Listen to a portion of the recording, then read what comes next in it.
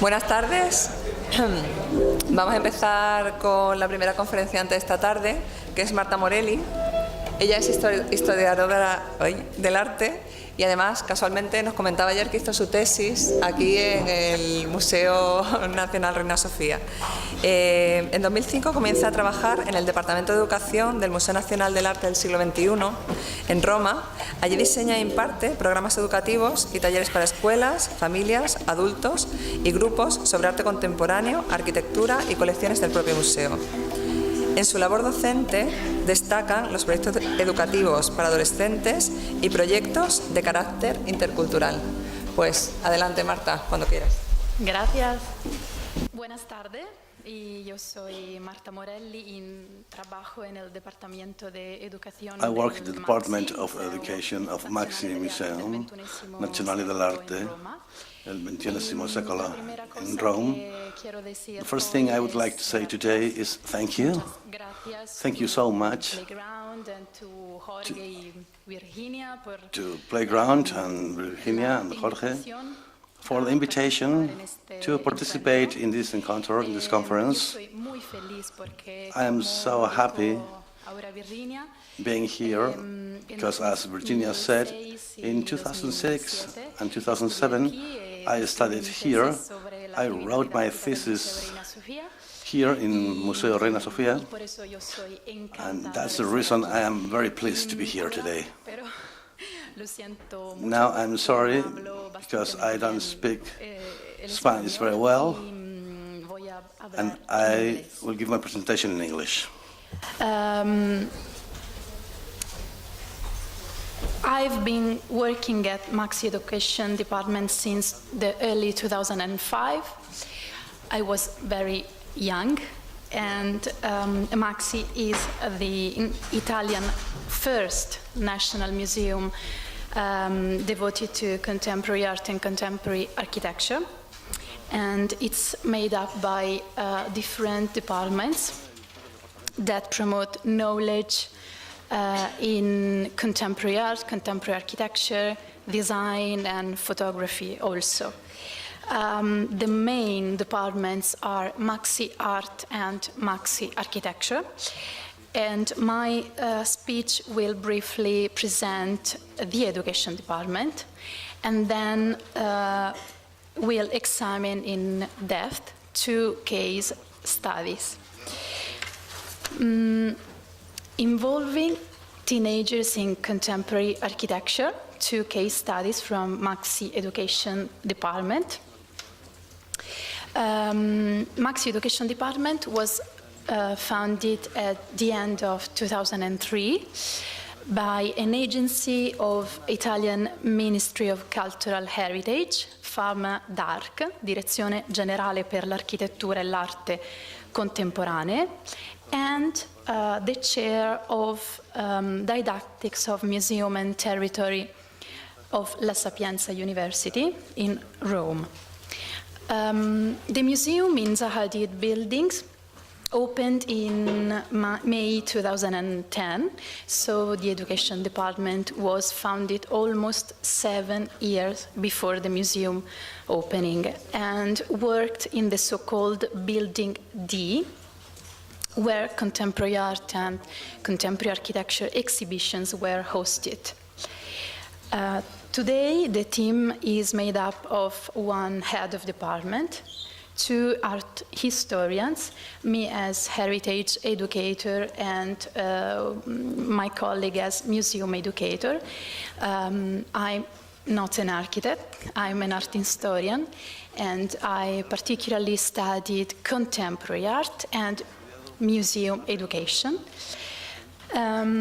Then we have 11 collaborators, art historians and museum educators, and architects, and they are also trained museum educators.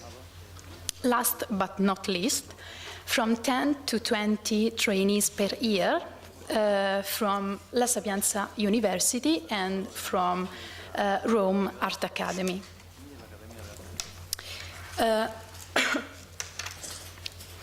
Maxi Education Department work for both Maxi Architecture and Maxi Art, designing learning programs and activities, and working in team with curatorial office in order to write or to edit exhibition texts and labels, and in order to manage artist, architect-led workshops and so on. Of course, we design also paid admission activities for schools, families, and adults. And we also design my cup of tea, that means what we call special projects. That means free of charge, medium, long-term projects with schools and communities. For example, the Iranian community in Rome, or the elderly, and so on. Moreover, Maxi Education Department designs tailored projects for sponsors and partners in collaboration with marketing office. And as I stated before, every year Maxi Education Department arranges university and art academy students' internship.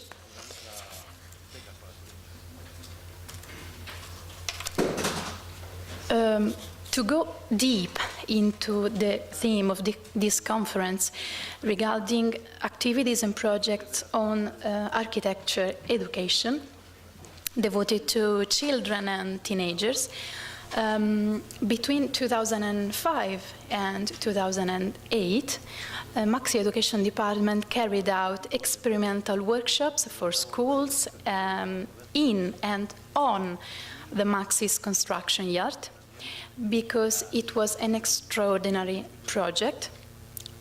Almost everything was, and of course still is, out of standard and expressly designed for Maxi building. Since the museum's opening in 2010, the workshop Maxi in Azione has been and still is a permanent workshop on the Zaha Hadid's building and on her way of design. Maxi Education Department also designs activities on strictly linked to architecture exhibitions, so temporary exhibitions, such as visit explorations and workshops. Finally, the special projects that I'm going to tell you today: Recycle Experimental Recycling Workshop. From now on, I call it Recycle Lab. In 2011-2012, on the occasion of Recycle Strategies for Architecture, City and Planet exhibition, in collaboration with and sponsored by the Italian Ministry of Education, University and Research. And now the second project, let me explain you contemporary architecture. In 2014 and 2015, our latest special project, in collaboration with Liceo Classico e Linguistico Statale Aristofane in Rome. Starting with Recycle Lab. It was carried out, as I've stated before, between 2011 and 2012 on the occasion of the exhibition Recycle Strategies for Architecture, City and Planet. As the title of the exhibition and of course of the lab of the workshop state, the main theme of the exhibition was architecture, recycling and recovery. And it served the interest of the Italian Ministry of Education, that decided to sponsor a tailored learning program devoted to secondary schools. As you can see, the project slide, slides are yellow, because yellow was the main color of the exhibition and therefore of the project. Some pictures of Maxis Gallery 1 with the exhibition, and then 2 installations built in the museum square. I'm going to tell you in a few minutes about the second one, from Raumlabo Berlin, Officina Roma.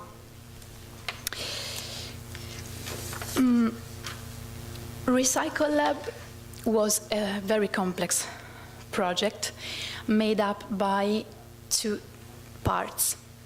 The first one made up by step 1 and step 2 that define the workshop with the multidisciplinary group Raumlabor Berlin. The second part made up by step 3 and step 4 that define the competition with the so-called distant workshop and the final student exhibition. In October 2011, we announced a competition to select 20 secondary school students from all over Italy. They took part in the workshop with Raumlabor Berlin at Maxi from the 21st of November to the 1st of December 2011. Students and architects of Raumlabor Berlin worked together, built together an installation, that one, the second one, with recycled materials, such as glass bottles, for example. In January 2012 started the second phase, made up by step 3, with also different steps, and step 4. In January, there was another competition in order to select 30 secondary school groups from all over Italy again. In February and in March, they took part in a seminar about the exhibition context. It took place at Maxi, but it was watched from Italian schools thanks to the online streaming. And they also took part in what we called distance workshop. That means distance mentoring and tutoring in order to help students and teachers to design their own architecture recycling and recovery project. Finally, in April, there were the exhibition of 5 chosen students' project and the award ceremony of the best 2. Focusing on the workshop, the most interesting part, in my opinion, the workshop with students, secondary school students, and Raumlabor Berlin. It was not only a learning project on architecture, contemporary architecture, but it was also a social experiment, because we put together 20 18-year-old guys from all over Italy who did not know each other, and I have to say most of them did not know Maxi Museum and contemporary architecture. So we put together 20 students and a group of young architects and urbanists who spoke German and English, but not Italian. So they had to work uninterruptedly for 8-9 days in order to respect deadline.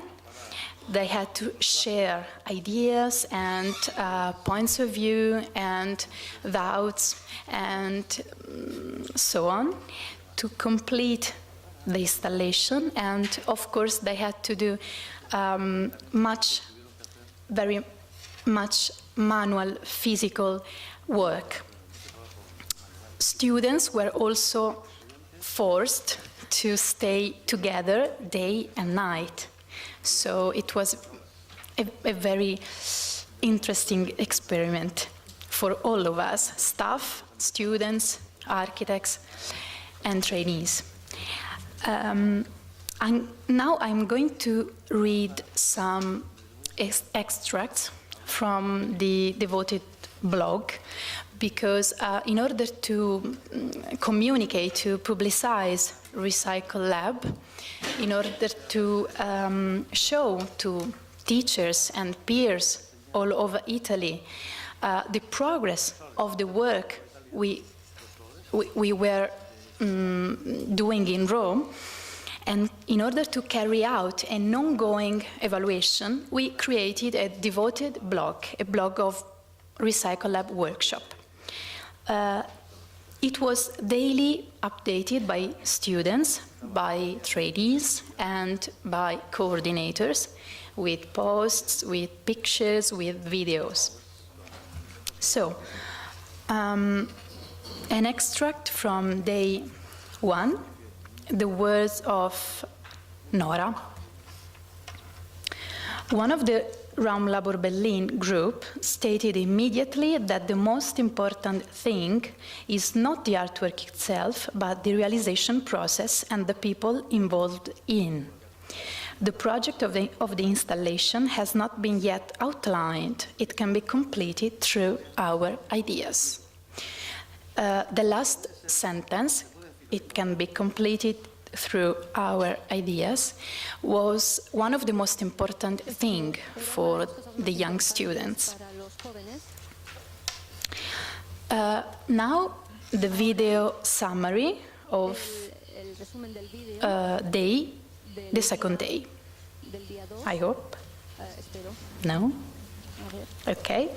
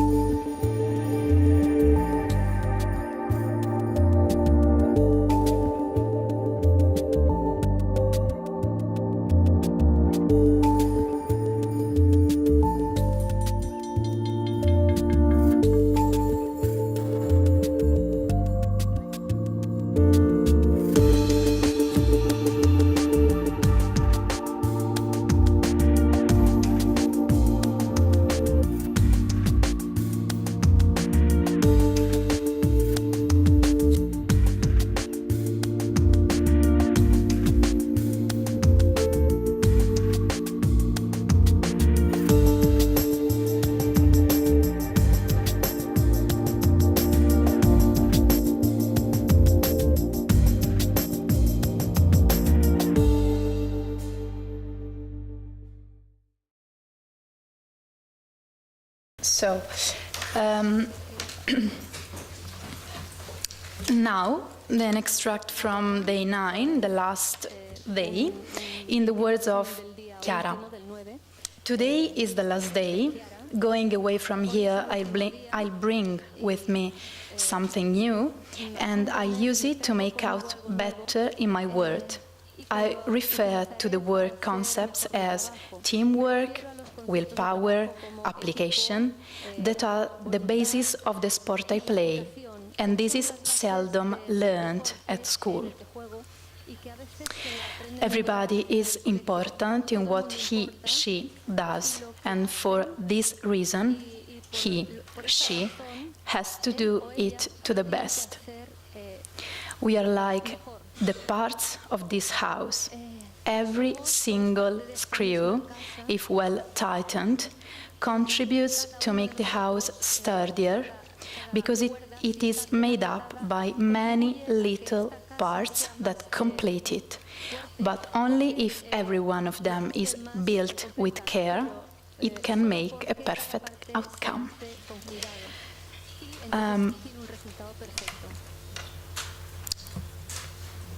In conclusion, for Recycle Lab, we can sum up strengths and weaknesses of the workshop, starting from the weaknesses. The workshop represented a very strong, a very intense experience, both for students, and staff, but was very limited in time, only 9 days, 10 days. Students were very tired because they were neither trained to nor used to carry out several hours of hard manual labor. Last but not least, we had to pay a strong attention to security issues. But on the last day, I have to say, a boy broke his foot indeed. So, yes. To be honest, of course, regarding strengths, as you heard before, students would tell them to the best, but we had an enthusiastic and deep engagement of students. They felt part of the museum inner community and protagonists of the project. They could share ideas and they could decide steps together with Raumlabor Berlin. Students acquired new competencies in making architecture. We can say that they acquired a kind of know-how, and they could work in team. They could meet goals together and respect deadlines. They learned the real meaning of the word cooperation.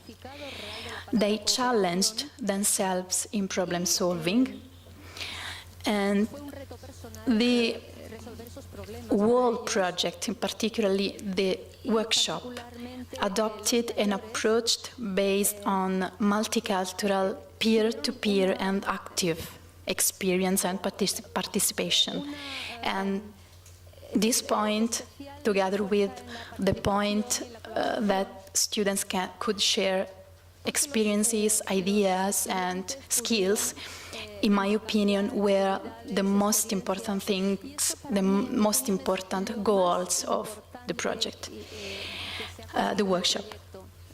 And then, last strength, the ongoing evaluation through the devoted block.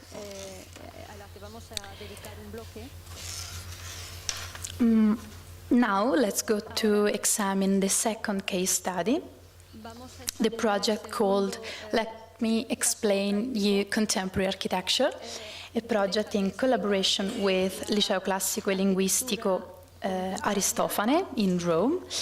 And let's start with a video. It's in Italian with English subtitles. Yeah. Non parte.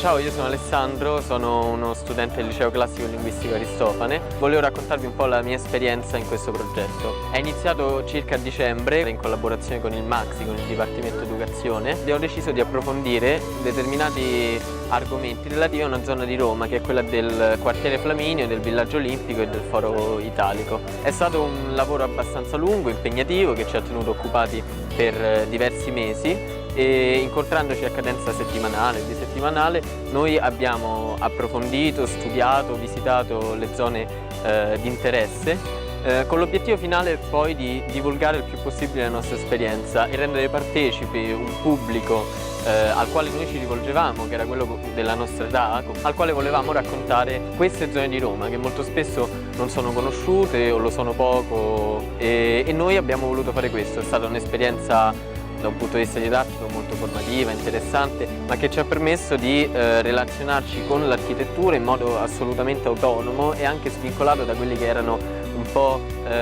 i canoni che la scuola ci impone. È stata un'esperienza sì impegnativa, però che ci è piaciuta molto, ci è interessato moltissimo. E certo, oltre che una conoscenza più approfondita di queste zone, porto a casa un'esperienza bellissima che è durata questi 3-4 mesi e che mi ha permesso anche di conoscere un ambiente a me sconosciuto come quello del Maxi e di tutto il lavoro che c'è dietro.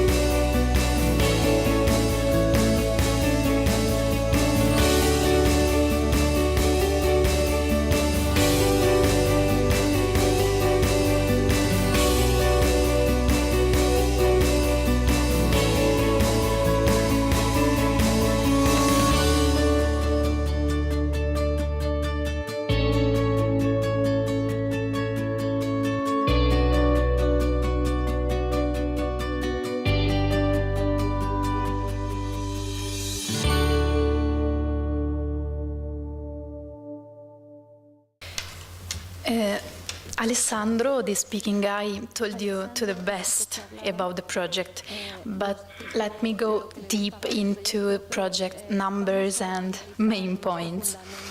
The project was carried out in 3 stages between December 2014 and December 2015, and involved 60 students of a secondary school, Liceo Classico e Linguistico Aristofane, situated in a suburban area in a peripheral neighborhood, quite problematic neighborhood of Rome called Tufello. Students were between 16 and 18 years old and freely decided to take part in this after-school time project, and this is a very important point. Maxi Education Department, together with teachers, their teachers, chose 5 buildings and groups of buildings that represent modern and contemporary architecture in northwest Rome. Maxi, of course, Auditorium Parco della Musica, designed by Renzo Piano, Palazzetto dello Sport, designed by Pierluigi Nervi, Villaggio Olimpico and Foro, the area of Villaggio Olimpico and the sports complex of Foro Italico, now called Foro Italico, but before it was called Foro Mussolini.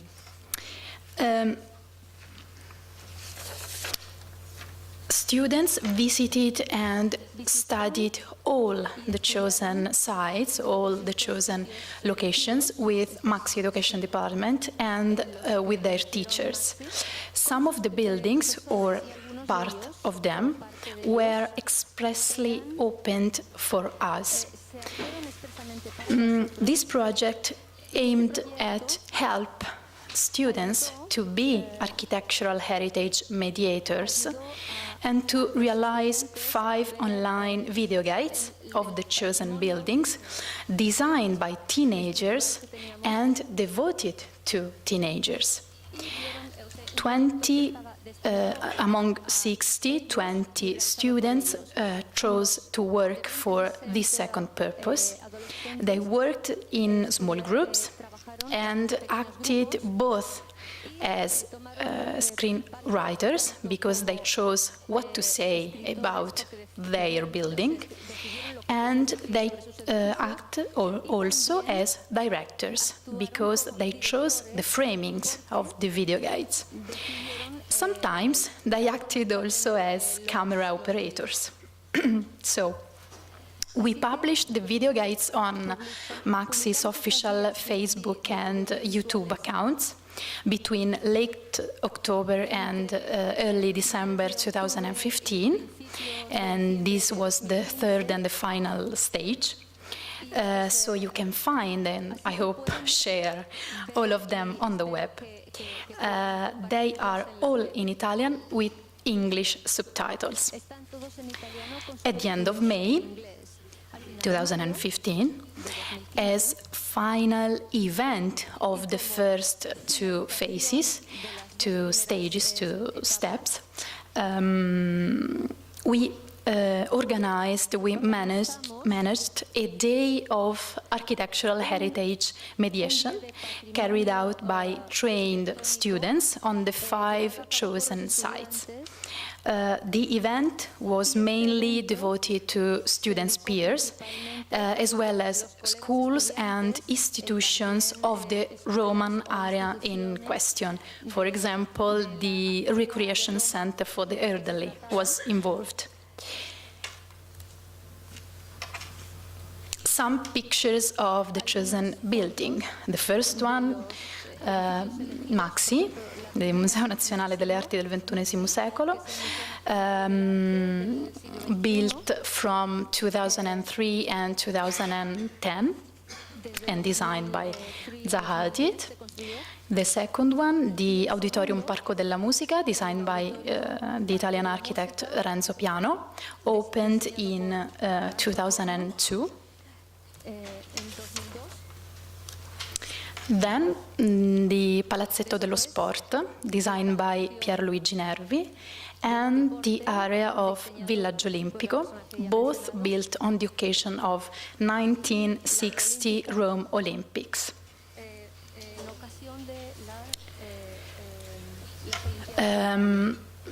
Now, the architectural and sports complex, today called Foro Italico, but it was called Foro Mussolini because it was built from the late 20s and then recovered on the occasion of 1960 Rome Olympics. And of course, it changed name. Some pictures of students at work. The first at Foro Italico, and the second, and also, yes, it's Foro Italico, the inside of Mussolini's personal gymnasium, expressly opened for us. And now it's a rarely used conference room. I have to say it was a very bad restoration. Auditorium Parco della Musica, the first two pictures, and the last one, the third one, it's a picture of the mediation day, and in this picture we can see Gallery 3, Maxi's Gallery 3. In conclusion, and this is the definitive conclusion, let me sum up strengths and weaknesses of Let Me Explain You Contemporary Architecture project, of course, starting from the weaknesses. Students found very difficult to adapt specialist language to be understandable to their peers. And for me, it was quite a surprise because I thought that they would have been quite easily able to do it with my help. But I was wrong. I was completely wrong because they were limited, and I know it's a bit strong word. They were limited by school approach, and they were accustomed to repeat the same sentences of the book. So for me, it was an hard work to help them to free themselves, to release themselves from this very strict approach. The second stage, writing texts, rehearsing them in front of the camera, and then going out to shoot the video guides, etc., was the most demanding one. But due to school calendar and due to students' tasks and deadlines, we had only 2 months from March to May 2015 to carry it out, and it was an important weakness. Among strengths, regarding strengths, students did their best in after-school time because they increasingly grew fond of the project. I highlighted after-school time words because the fact that students freely chose to take part in this project, it's, in my opinion, a very important element. Students acquired knowledge and new skills through working in small groups and respecting deadlines. We can say we relighted closed or difficult to visit buildings, for example, Mussolini's Gymnasium and the so-called Casa delle Armi. And then the web. The web, because online video guides were very successful on Facebook. They reached almost 150,000 people thanks to the sharing. We tried to take advantage of social media as learning tools. You can watch online video guides on your smartphone in front of the buildings, or or on your personal computer at home, studying for the later tour guide, or you can watch them just for fun. So we tried to use the most popular social media, Facebook, in order to be nearer, to be closer to them, to teenagers, and in order to speak the same language. Both projects, Recycle Lab and Let me explain you contemporary architecture, were successful for the reason I told you before, particularly because we reached the important goal of deeply involving, deeply engaged them in that moment. But I have to say, we have to work to limit weaknesses and to involve them for longer time. We can influence teenagers' life, we can influence teenagers' choices. We have a power. We have, in my opinion, an important task. So, just to tell you a small but not small thing, a girl who participated in Recycle Lab project wrote to me to tell me that she decided to attend a school of woodworking, to be a carpenter in Germany, thanks to our workshop. And now she's in Italy. She came back in Italy, and now she's studying and she is working to create wooden musical instruments. So this is the end. Some Maxi web resources, Maxi website, Maxi Facebook account, Twitter account and YouTube account. On Maxi YouTube account you can find a playlist called Educational, and Educational playlist covers many videos of the education department, not only the 5 video guides. So please keep in touch. My email address is Skype and Twitter. Please, if you have any questions or I don't know, feel free to contact me, to write to me. And thank you very much.